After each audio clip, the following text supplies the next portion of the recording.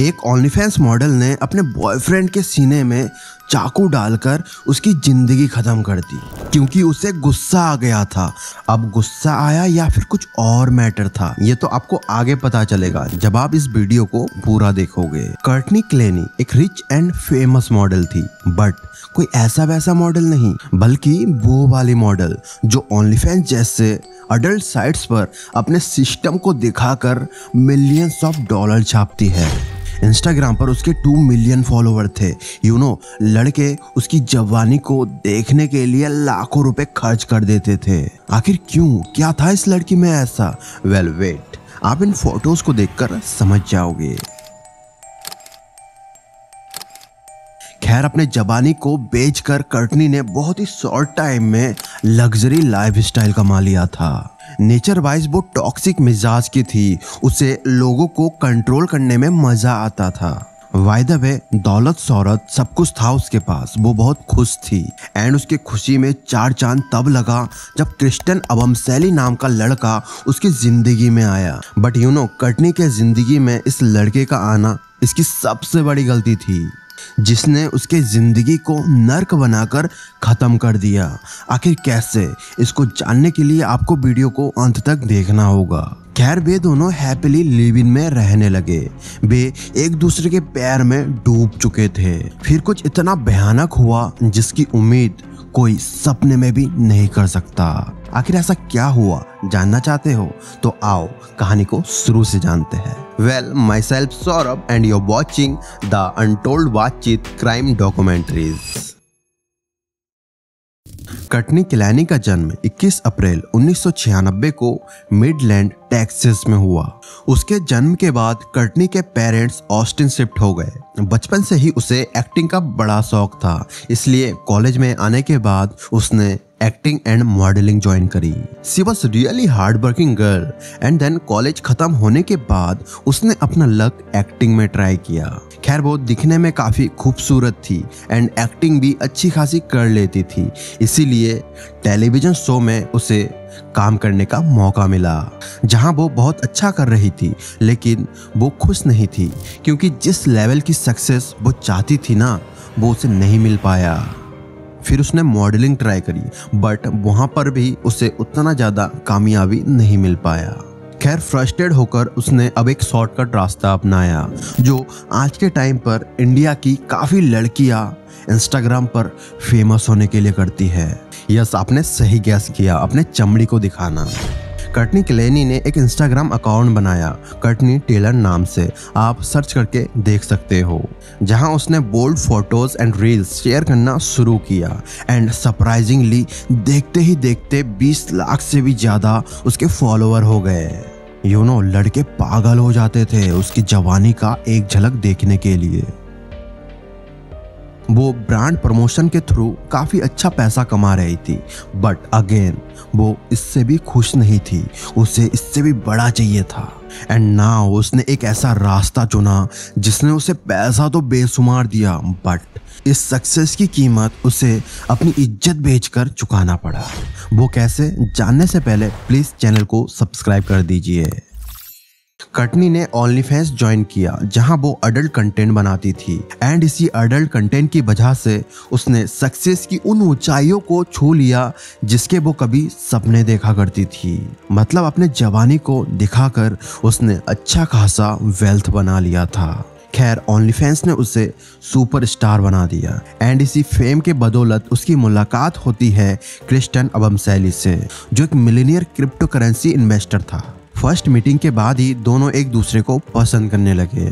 फिर उन्होंने dating start करी। चूंकि Christian loving, caring, understanding and polite nature वाला लड़का था, सो कर्टनी को उससे बेइंतहा मोहब्बत हो गया। एंड ये दोनों एक दूसरे के प्यार में डूब गए थे। वे दोनों एक दूसरे के साथ बहुत खुश थे एंड लिव इन में भी रहने लगे। खैर, 2022 में वे लोग टेक्सास से मायामी शिफ्ट हो गए। दोनों के पास इतना पैसा था कि उन्होंने एक सुपर एक्सपेंसिव अपार्टमेंट रेंट पे ले लिया। सबसे घटिया बात क्या थी इनके रिलेशनशिप में? ये बंदा अपने गर्लफ्रेंड की हेल्प करता था अडल्ट कंटेंट बनाने के लिए। सीरियसली यार, मतलब कोई बंदा अपने गर्लफ्रेंड की इज्जत लाखों मर्दों के साथ कैसे शेयर कर सकता है? This is totally inhuman things. खैर, दुनिया के नज़रों में ये दोनों एक परफेक्ट कपल थे, बट ये इल्यूजन 3 अप्रैल 2022 को ख़त्म हो गया। आखिर ऐसा क्या हुआ था 3 अप्रैल को जिसने पूरे दुनिया को हिलाकर रख दिया? आगे बढ़ने से पहले प्लीज़ वीडियो को लाइक कर दीजिए एंड हाँ, कमेंट में ये ज़रूर बताएं कि आप कहाँ से देख रहे हैं। 3 अप्रैल 2022 को दोपहर लगभग 1:15 करीब कर्टनी अपने अपार्टमेंट से बाहर गई। 4:33 पर वो 2 सैंडविच के साथ वापस आ गई। कॉल रिकॉर्डिंग के अकॉर्डिंग 4:43 PM पे उसने अपने मॉम को कॉल किया एंड उनसे लगभग 7 मिनट बात की। उसके कुछ ही समय बाद कर्टनी ने 911 पे कॉल किया एंड घबराते हुए कहा कि मेरे बॉयफ्रेंड को बचा लो, उसको चाकू लग गया है। इमरजेंसी टीम और पुलिस तुरंत वहां पर पहुंची। रूम में खून फैला हुआ था। कर्टनी अपने बॉयफ्रेंड के सिर को अपने गोदी में रखकर रो रही थी। मेडिकल टीम ने उसे फर्स्ट एड दिया एंड तुरंत हॉस्पिटल ले गए। खैर, ब्लीडिंग हद से ज़्यादा हो गई थी, इसीलिए डॉक्टर के काफ़ी कोशिशों के बावजूद भी वे उसे बचा नहीं पाए। फिर पुलिस ने कर्टनी से पूछताछ करना शुरू किया। खैर, वो अपने इस क्राइम से बचने के लिए बहुत ही सॉलिड प्लान बना रखा था, जिसे सुनकर आप हैरान हो जाओगे। उसने पुलिस से कहा कि जब वो सैंडविच लेकर घर वापस आई तो किसी बात को लेकर उन दोनों के बीच में झगड़ा होना स्टार्ट हो गया और देखते ही देखते ये आर्गुमेंट्स फिजिकल एब्यूज में बदल गया। क्रिस्टियन ने उस पर अटैक किया एंड उसको मारा पीटा और गला भी दबाया। सेल्फ डिफेंस में कर्टनी ने 10 फीट दूर से चाकू फेंक कर मारा, जो क्रिस्टियन के चेस्ट में लगा। एक्चुअली पुलिस को ना उसके इस कहानी पर यकीन नहीं था, इसलिए उन्होंने उसे कस्टडी में ले लिया। नाउ पुलिस से बचने के लिए उसने एक और चाल चली। उसने कहा, अगर मुझे छोड़ा नहीं गया और ऐसे ही परेशान किया गया तो मैं सुसाइड कर लूंगी, क्योंकि मैं बहुत परेशान और दुखी हूँ। तो अमेरिका मेंटल हेल्थ एक्ट के अकॉर्डिंग उसे हवाई के मेंटल हॉस्पिटल में भेज दिया गया, जहां उसकी फिजिकल चेकअप हुआ एंड ये जानकर आप हैरान हो जाओगे कि उसके बॉडी पर सिंगल खरोच के निशान भी नहीं थे। चूंकि वो मेंटली डिस्टर्ब होने का ड्रामा कर रही थी, इसीलिए पुलिस भी कुछ कर नहीं पाई उस समय तक तो। एंड देन कुछ समय तक उसका ट्रीटमेंट चला एंड उसे रिलीज कर दिया गया बिना किसी चार्ज के। लेकिन पुलिस ने अपना इन्वेस्टिगेशन जारी रखा। 1 महीना बीत चुका था। कर्टनी सारे सोशल मीडिया पर एक्टिव हो गई थी एंड फिर से OnlyFans पर अडल्ट कंटेंट बनाने लगी थी।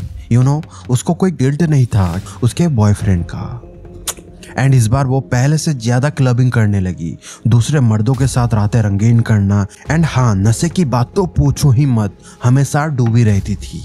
खैर, ड्यूरिंग दिस इन्वेस्टिगेशन उसके फ्रेंड्स ने कई चौंकाने वाले खुलासे किए कि इन दोनों के बीच हमेशा झगड़े होते थे एंड क्रिस्टियन हमेशा चीज़ों को पोलाइटली हैंडल करता था, वो बिल्कुल भी एग्रेसिव नहीं था। बट कर्टनी हद से ज़्यादा टॉक्सिक एंड एग्रेसिव मिजाज की थी एंड जब भी इनका फाइट होता था ना, कर्टनी अपने बॉयफ्रेंड को ब्लैक मैन कह के रेसिस्ट करती थी। एंड नाउ आप इन वीडियोस को देखकर जज कर सकते हो कि कौन किसको एब्यूज करता था।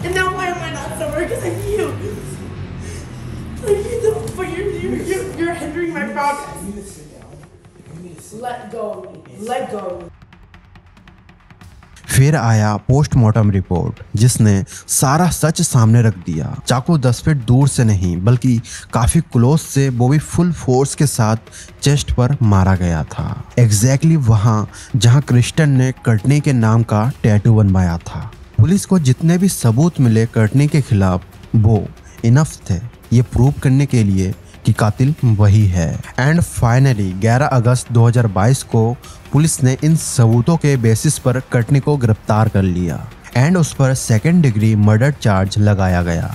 बट कर्टनी अभी भी मानने को तैयार नहीं थी। उसने कोर्ट में ये कहा कि वो सेल्फ डिफेंस था, नहीं तो क्रिस्टियन उसे मार देता। लेकिन प्रोसिक्यूशन ने कहा पोस्टमार्टम रिपोर्ट से ये प्रूव होता है कि आपकी 10 फीट वाली कहानी झूठी है।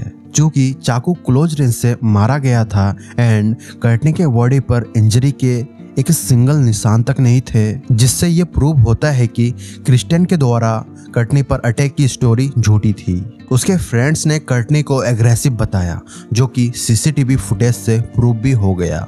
दिसंबर 2022 में कर्टनी ने बेल के लिए अप्लाई किया, लेकिन जज ने रिजेक्ट कर दिया, ये कहकर कि सारे सबूत क्लियरली ये दिखाते हैं कि कर्टनी ने ही क्रिस्टियन की हत्या करी। खैर फिलहाल तो कर्टनी जेल में है और उसका ट्रायल चल रहा है। कोर्ट का फाइनल जजमेंट आना अभी भी बाकी है। खैर दोस्तों, आपका क्या ओपिनियन है? कर्टनी को कौन सी सजा मिलनी चाहिए अपने प्यार को इतनी बेरहमी से मारने के लिए? Please comment below.